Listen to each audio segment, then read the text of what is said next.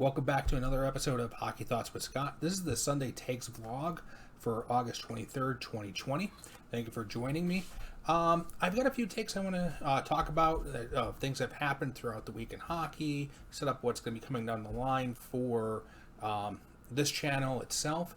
So if you want to see any of the new material that's going to be coming out over the next few weeks, please go ahead and hit that subscribe button now. Make sure you hit the bell so this way you do get the notifications when there is new material that comes out.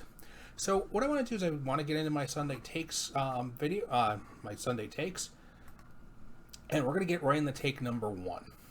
Now this first take is we're going to talk about what happened earlier today with the Washington Capitals. Washington Capitals let go of their coach, Todd Reirdon. Honestly, I'm not 100% surprised that this happened 2 years after letting Barry Trotz walk. This is a team that's immensely talented. They've got good players all up and down the lineup. This is a franchise that won the Stanley Cup 2 years ago, and when you lose in the first round 2 straight years, and this year you're losing to a Barry Trotz coached team in the New York Islanders, who look like at times just completely outplayed, out-coached, out everything the Washington Capitals. That goes to coaching. And the thing that is, I don't want to say impressive, but about what Barry Trotz did is, just from a coaching standpoint, he knew where all the weaknesses were with the Capitals and exploited them. It was unbelievable what the Islanders did. I'll get to the Islanders a little bit later on because I think they may be a dark horse at this point. But let's get back to the Capitals. Todd Reirdon's gone. He had 2 seasons. He's not a bad coach. I mean, you can say he's not a bad coach in the sense that his teams won 2 division titles, or would have won 2 division titles in his tenure. But he won 5 playoff games and lost 2 series. Take that for what you will. And also coming into the bubble as well, they didn't look all that great. So there's a lot of decisions that are going to have to happen in Washington this offseason, including now finding a new coach. The 2 names that are probably come up very quickly, Peter Laviolette, Gerard Gallant. This is a situation that I still think has some time left to make another run for a cup. So getting a coach that has taken a team and, or in Laviolette's case, has won a Stanley Cup, I think makes the most amount of sense for the Capitals going forward. That's what I look for there. We're going to talk more about Washington. I'm going to be doing team by team discussions, what they have, what holes they're going to have to try to fill, who their RFAs are, who their UFAs are. Washington's got a big decision also coming up with goalies. We're going to talk about goalies in a couple minutes here.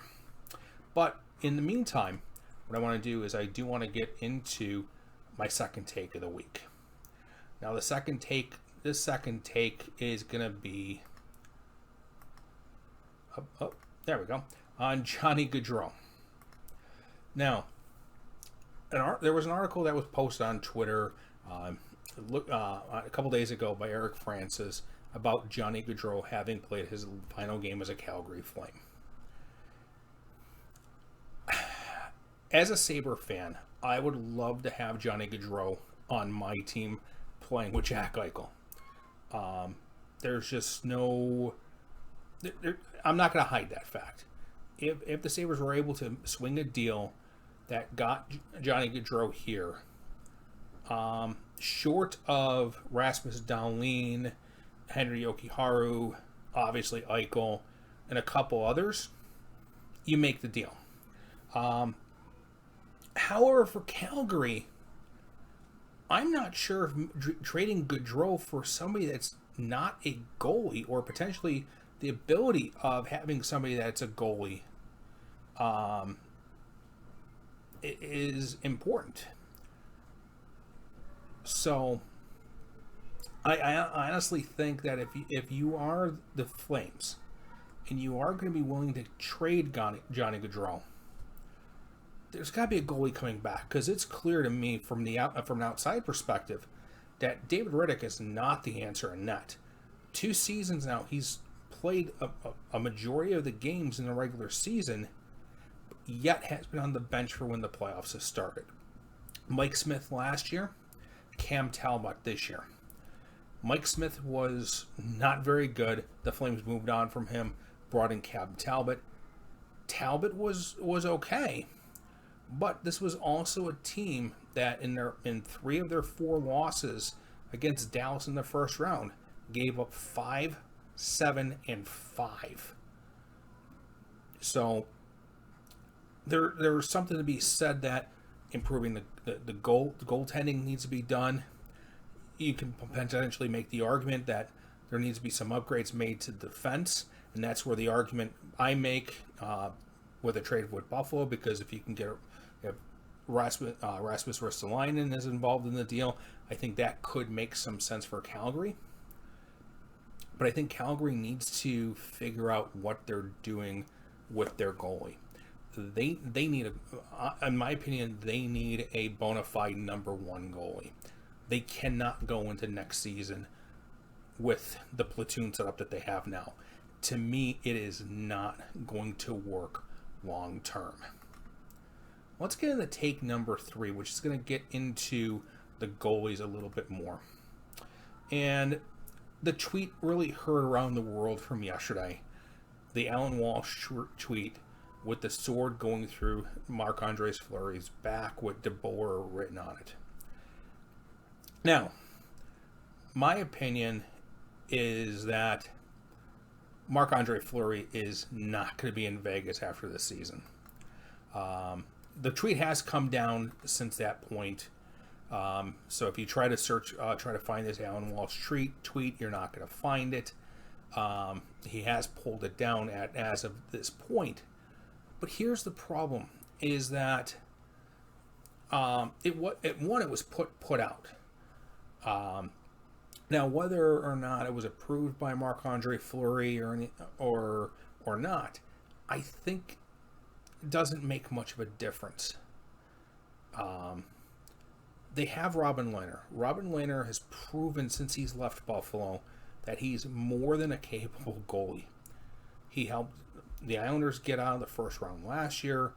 He's helped Vegas get out of the first round this year.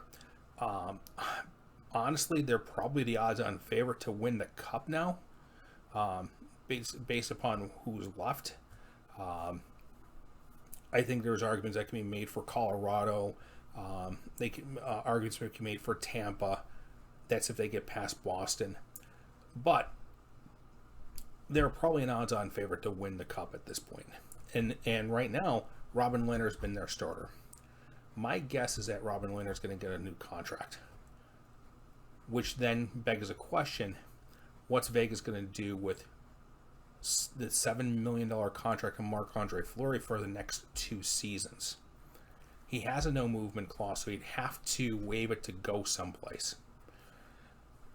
This goes back to the question I asked in my second take: what's Calgary going to do?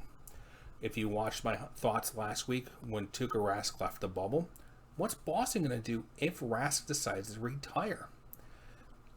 So, and that doesn't include the goaltending situations in Detroit, Buffalo, Ottawa.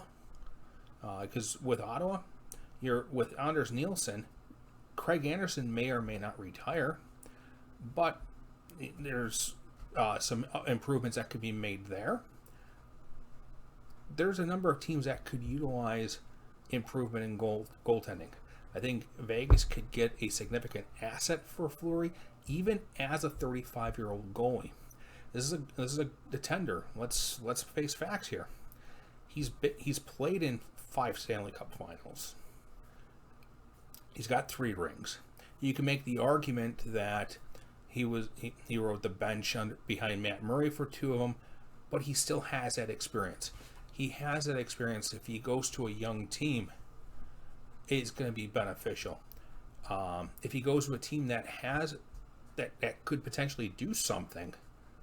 It could be that final bump to get them over the hump. I think Calgary is going to be a very interesting team to look at when it comes to goalies, especially when it comes to what's going to happen with Marc-Andre Fleury coming down, and what's going to happen with the goalie situation in the off season. Let's go my fourth take here. Now, my fourth take has to do with the first round. Now, I want to talk about a couple of surprises here in the first round. The first surprise that I have is the Vancouver Canucks taking out the St. Louis Blues. It's not the fact that Vancouver beat St. Louis. It's how they beat St. Louis. St. Louis went into this with Jordan Binnington as their surefire, bona fide number one guy. Jake Allan, very good backup, could be there if needed. They had to go to Jake Allan in a couple games to solidify what was going on in the net. Now, one thing I will say about everything that's gone on since March with COVID-19 is I would imagine it's hard. You're in a groove, you stop playing for several months, and then you got to try to get back up on that horse. And if you're in a short game situation like you are now, if you're not on right off the bat, you're gone. Look at the Washington Capitals. So for St. Louis, I still believe that Jordan Binnington is their guy, but I think there's going to be more questions now going into the off season, where I had even mentioned last week in my Sunday Thoughts vlog that I believe that Jake Allan could be a tradable commodity for St. Louis. I'm not 100% sure if that's still the case. I know that Allan has one more deal before he becomes a UFA, and maybe the Blues still look to trade him to get something coming back from him. Maybe it takes a little bit more from a team make an offer to St. Louis, where maybe they would have traded him for something a little bit lower, just to give him the chance to be a starter. But I think honestly, I think Jake Allan's price just went up. It may not be significantly up, but it may be up a little bit. And given the fact that there's going to be more teams looking at goalies, and that's going to drive the price up for goalies as well. So that was my first round surprise. My other first round surprise in the Eastern Conference is we're going to go to my final take this week is. So let's go. We're going to get into take 5 here. My other surprise is the Montreal Canadiens. Not only did they win their qualifying series against the Pittsburgh Penguins, who honestly at times to me looked disinterested, but they took Philly to 6 games, and there were times where Montreal looked like the better team. Carey Price was phenomenal. Let's just point that right out. There may be a lot of things that are not right with the Montreal Canadiens. Carey Price is not one of those guys. But the question I keep having is, can Montreal sustain keeping Price on that price on his contract, and not address some of the other needs that they have within the team? I am going to be talking with Hockey Buzz's Corinne Hands about this in about a week or so when we start getting into our team-by-team takes.